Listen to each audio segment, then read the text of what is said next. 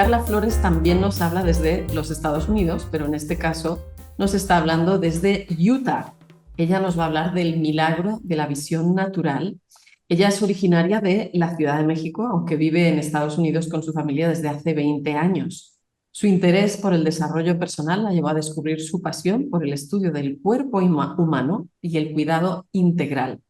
Obtuvo certificación como intérprete médico, hablando de interpretación y de traducción, ¿verdad?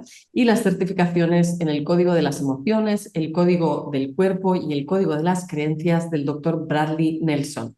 Además, cuenta con un diplomado como coach visual en el método Volver a Ver Claro y formación en yoga visual con Teresa Pellejero. Actualmente combina sus conocimientos para acompañar a otros en su bienestar físico y emocional. Querida Carla, todo tuyo, ilumínanos con tu punto de vista. Gracias. Hola, estoy muy agradecida por la oportunidad que estas jornadas de coaches visuales en foco me brinda de compartir este momento con todos ustedes. Agradezco a la doctora Ainhoa, a Teresa y a todo el equipo de Volver a Ver Claro por hacer esto posible, tanto para nosotros como coaches visuales, como para las personas a quienes estos mensajes puedan beneficiar. Antes de comenzar, quiero invitar a todos a tomar unos minutos para movernos un poco, cambiar de posición y activar un poco la circulación que tanto nos beneficia. A ti, ahora te invito a levantarte si te es posible, estirarte, doblarte hacia adelante, hacia atrás, hacia los lados, sacudir fuertemente los brazos y las piernas. Y ahora te invito a sentarte, a respirar profundamente, mover la cabeza de lado a lado, a girar los hombros, girar la cabeza en una dirección y en la otra. Bien, ahora sí, continuaré con lo preparado. En un principio había considerado varios temas con información valiosa sobre aspectos que están ligados con la mejoría de la visión natural, de los cuales podría elegir uno para compartir en este momento. Sin embargo, recientemente viví una experiencia muy personal y el impacto que este proceso ha causado en mi vida, en gran parte gracias al método de visión natural, es algo que quiero ahora compartir, deseando que pueda ser de ayuda a alguien que pudiera estar dudando de la efectividad de este abordaje para la mejoría de la salud visual. Mi charla el día de hoy es sobre el milagro que viví con la ayuda de la visión natural. Muy pocas personas llegaron a saber de la situación que vivimos y en especial de los detalles particulares que en esta ocasión voy a compartir. Primeramente, voy a dar un poco de contexto. Hace unos años que entendí que nuestro cuerpo es perfecto en cuanto a que hace lo mejor posible por mantenernos sanos. Y esto incluye el sanar cuando nos enfermamos o algo no está bien, mientras le demos lo que necesita para hacerlo. Teniendo esto en mente, en el 2020, buscando una solución natural a la miopía, vista cansada y astigmatismo que yo tenía y que iba en aumento, me inscribí al curso de Volver a Ver Claro. Me encantó y quise profundizar. A principios del año 2022 me inscribí a la segunda edición de la certificación de educadores visuales del método Volver a Ver Claro. A mitad de ese año hubo un par de situaciones que me llevaron a tomar la decisión de hacer una pausa en ese proceso, que era algo que sinceramente no quería hacer. Al día siguiente de haberle comunicado a la doctora Ainhoa,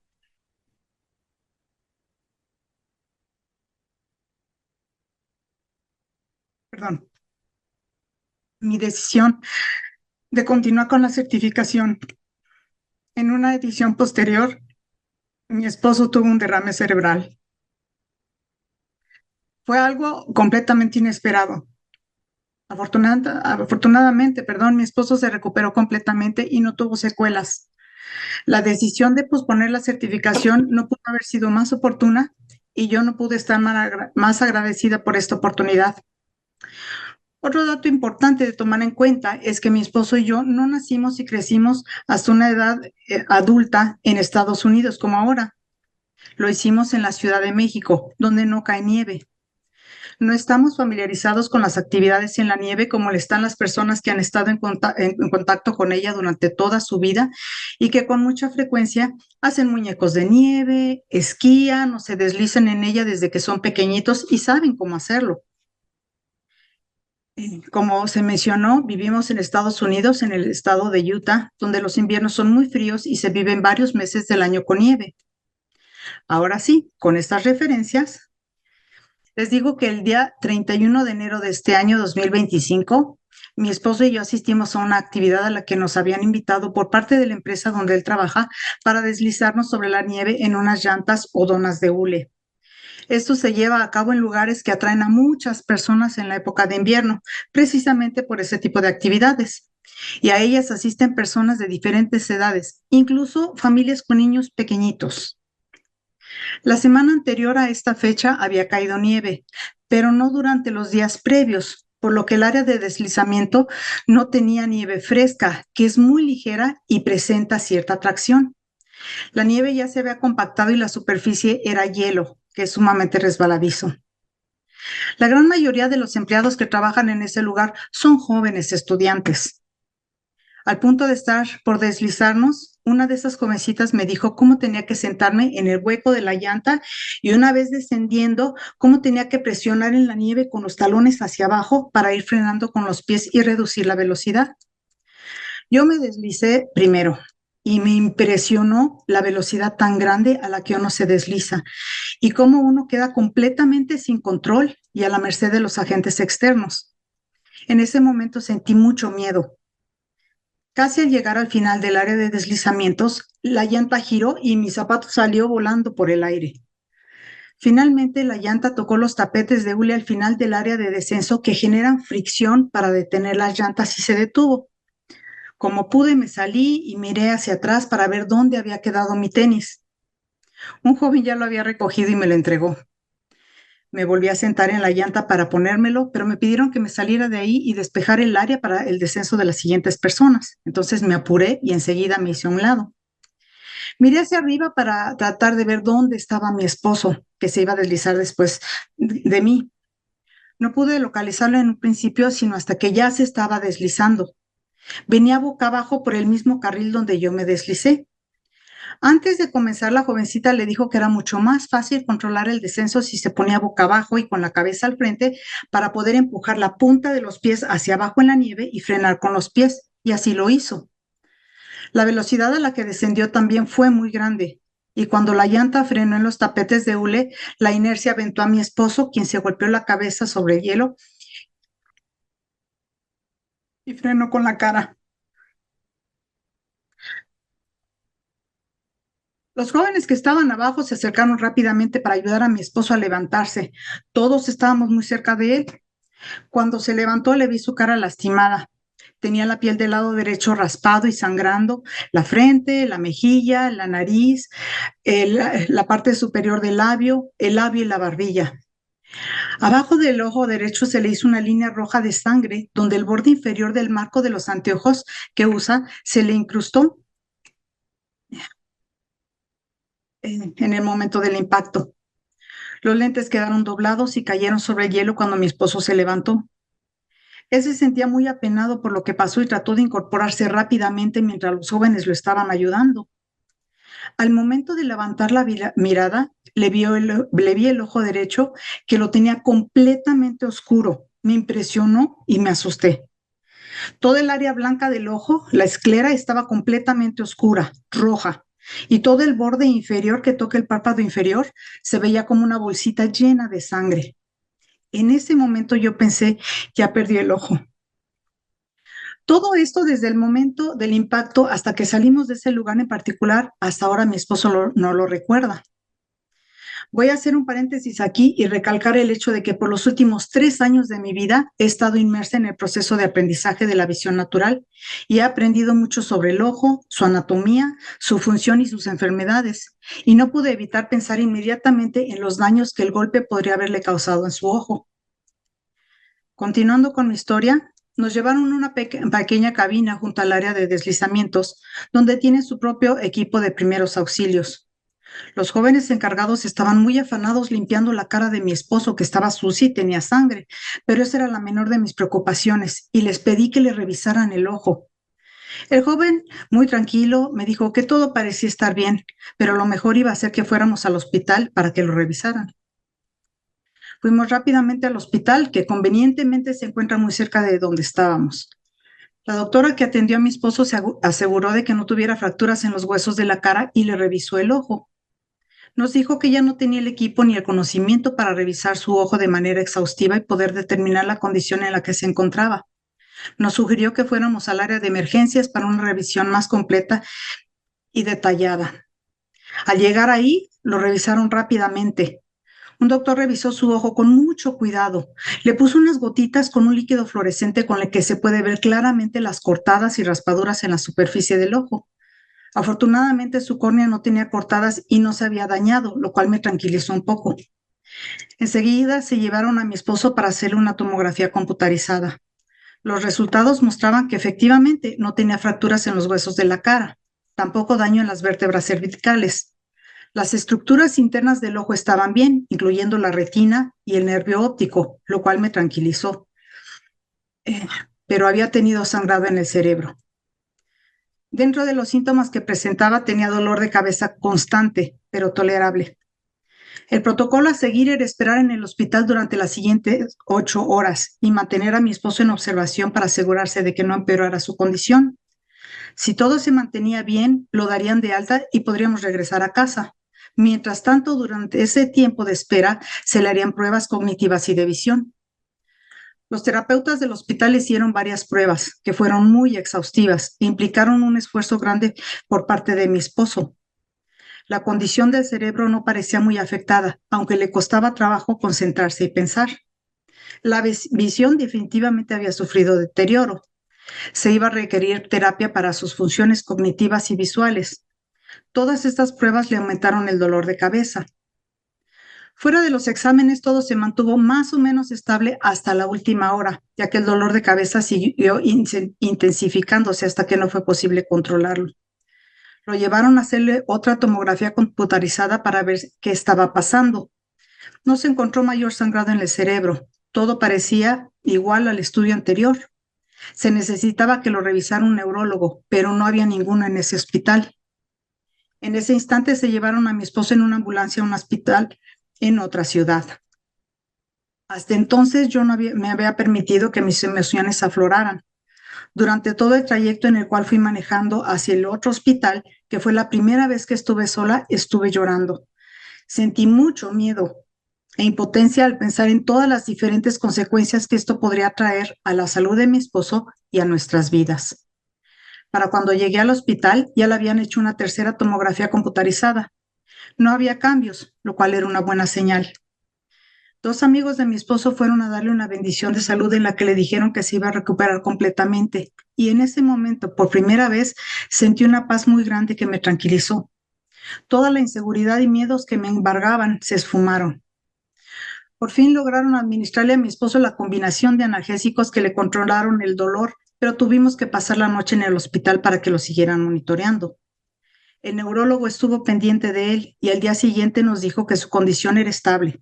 Sin embargo, iba a necesitar reposo y terapia física para disminuir el dolor y la tensión en el cuello, terapia cognitiva para ayudarle a recuperar sus facultades cognitivas y terapia para recuperar la visión. Necesitaba también tener mucho cuidado con su cabeza, porque esta era la segunda vez que tenía sangrado en su cerebro y no estaría fuera de peligro sino hasta después de 6 meses del accidente. A mí particularmente me inquietaba saber si mi esposo iba a poder recuperarse por completo y cuánto tardaría. El neurólogo nos dijo que no había manera de saberlo porque cada persona reacciona de manera diferente. Dijo que hay personas que se recuperan en días, otras en semanas, a otras les toman meses, pero a otras tardan años. Ya no había nada más que hacer en el hospital, ahora podíamos regresar a casa. 2 días después, al tratar de hacer los ejercicios que los terapeutas le recomendaron en el hospital, mi esposo tuvo otro episodio en el que el dolor de cabeza se incrementó a un nivel incontrolable. Otra vez lo tuvieron que llevar al hospital en ambulancia para ayudarle a controlar el dolor. Debido a la lesión, cualquier tipo de esfuerzo, ya fuera sostener la atención, pensar, recordar o enfocar la mirada, por más mínimo que fuera, le incrementaba el dolor que hasta entonces había sido constante. A partir de ahí empezó el reto de tratar de mantener el dolor de cabeza bajo control y al mismo tiempo comenzar el trabajo de la recuperación de sus habilidades normales. Mi esposo me dijo, ya que tú estudiaste tu certificación, ¿me puedes ayudar con mis ojos? Honestamente sentí un peso muy abrumador. Los médicos son quienes pueden ayudar a las personas en esas condiciones. Como coach visual yo no puedo asumir esa responsabilidad. No es lo mismo acompañar a una persona que tiene problemas de visión en su proceso para mejorar a una persona que tiene problemas de visión como resultado de una lesión de esta magnitud, que incluía, entre otras cosas, un alto nivel de tensión en el cuello y presión en la cabeza. Esto queda en manos de los médicos. Tuvimos la gran bendición de que la compañía para la que trabaja mi esposo le permitió que tomara el tiempo que necesitara para poder recuperarse, comenzando con un periodo de 3 meses, lo cual jugó un papel crucial en su proceso de recuperación. A partir de allí, iniciamos la rutina de visitas para las distintas terapias con los diferentes especialistas. Teníamos cita con el neurólogo y el terapeuta cognitivo en la clínica de contusión, citas con el optometrista, el oftalmólogo y la terapia física. El principal objetivo al comienzo de la terapia física era ayudar a mi esposo a que el constante dolor del cuello y la cabeza disminuyera, aunque al cabo de un rato volvía a incrementarse. En la clínica de la contusión nos dieron una recomendación de terapeutas neurales para que le ayudaran con su visión, pero no pudimos recibir sus servicios porque no estaban incluidos dentro de nuestro seguro médico.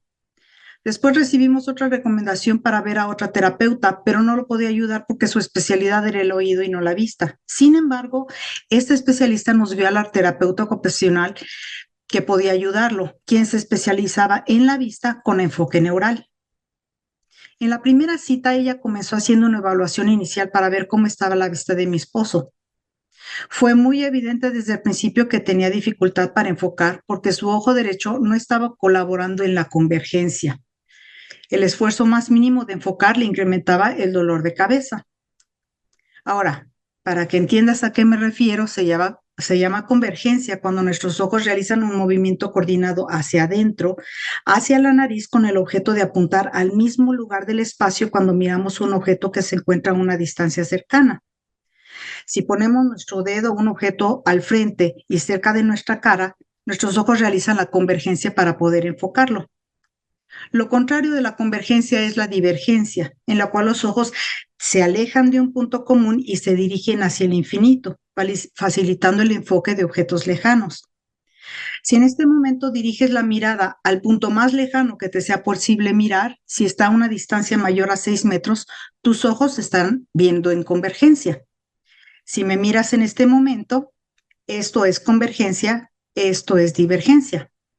Convergencia y divergencia. Los dos ojos de mi esposo habían tenido un cambio y no veía con los lentes que usaba antes del accidente. La terapeuta recomendó unos ejercicios iniciales que son algunos de los que hacemos en Visión Natural.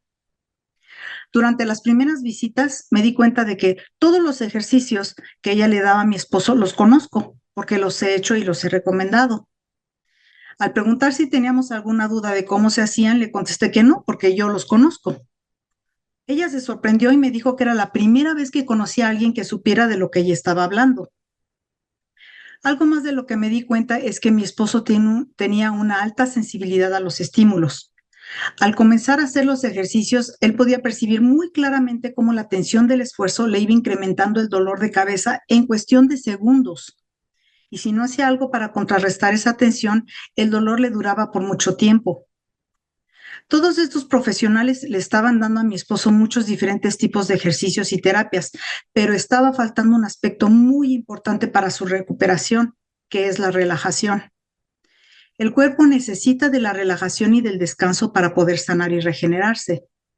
El exceso de tensión por los ejercicios, tanto cognitivos como físicos y visuales, en un principio, lejos de fortalecer las partes dañadas del cerebro, el ojo y el cuello de mi esposo, las estaba lastimando, lo cual incrementaba los dolores de cabeza tan fuertes. Esto se traduciría en un retraso en su recuperación. Entonces empecé a concentrarme en ayudarlo a poner en práctica la relajación, que es también el principio más importante de la visión natural. Mi esposo y yo acudíamos a 2 citas de terapia física y 2 citas de terapia ocupacional cada semana. Aprendí cómo le ayudaban a relajar los músculos del cuello cuando iba a la terapia física y yo lo hacía durante los días que no iba a esa terapia y en los momentos en los que él sentía más tensión y dolor en el cuello. También le enseñé varias técnicas de relajación visual que le ayudaron de igual manera cuando sentía tensión y dolor en los ojos y en la cabeza. Incluso le insistía en que tomara siestas y durmiera durante el día cuando él sentía mucho cansancio y sueño. Unos días después, en la cita con el oftalmólogo, él revisó bien el ojo de mi esposo.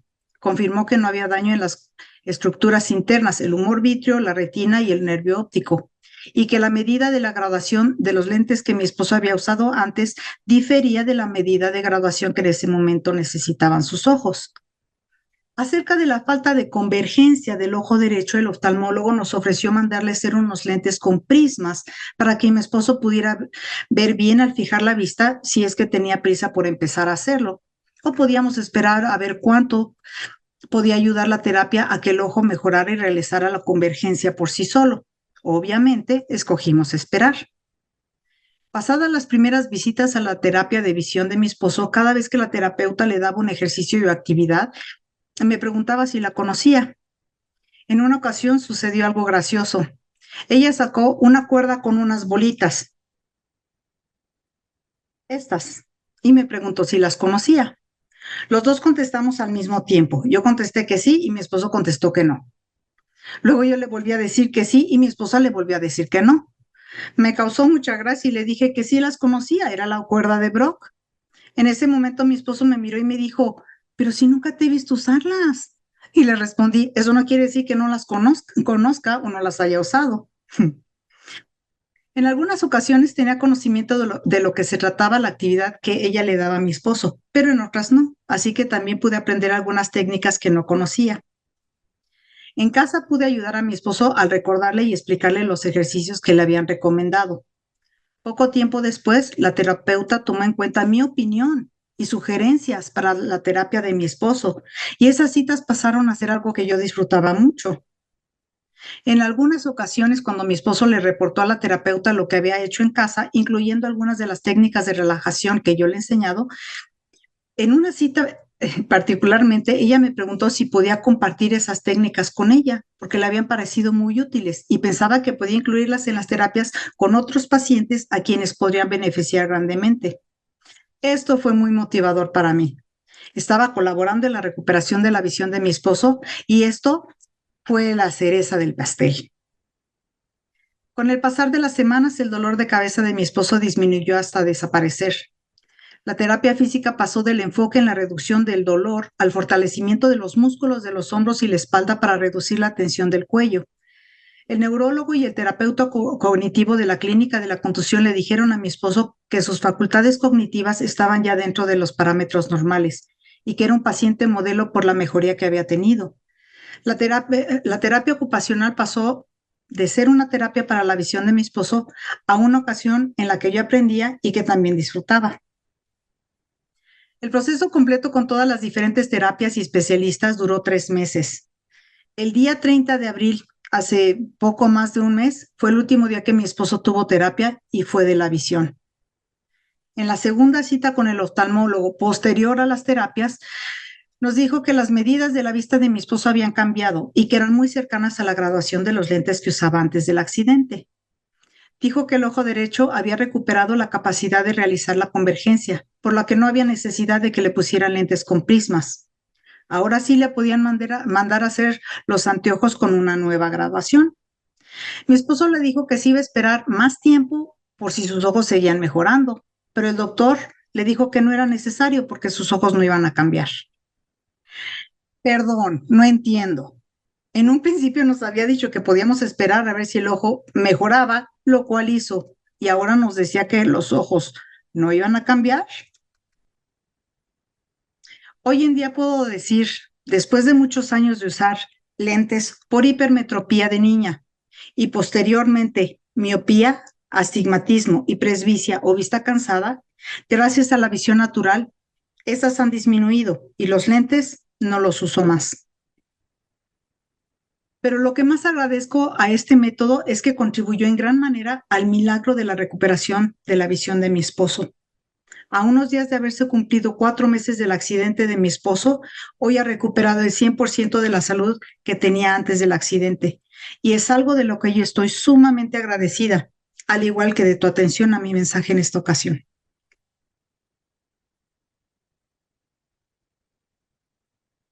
Los pelillos de punta, wow, wow, wow.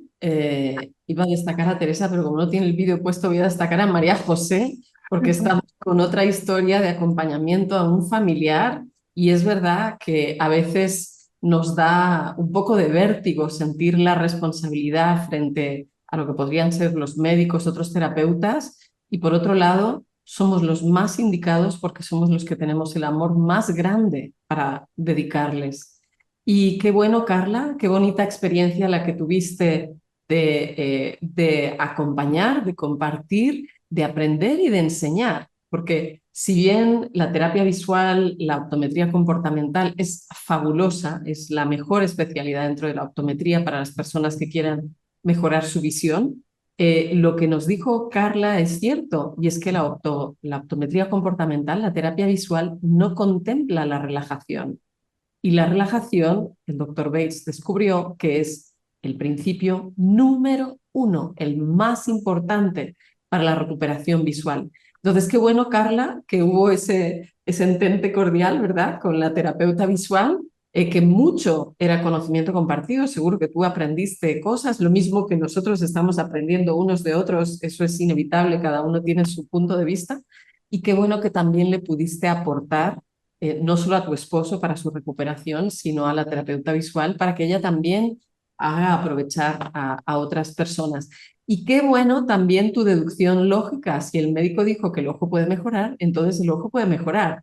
O no mejora o sí mejora, pero si puede mejorar, puede mejorar.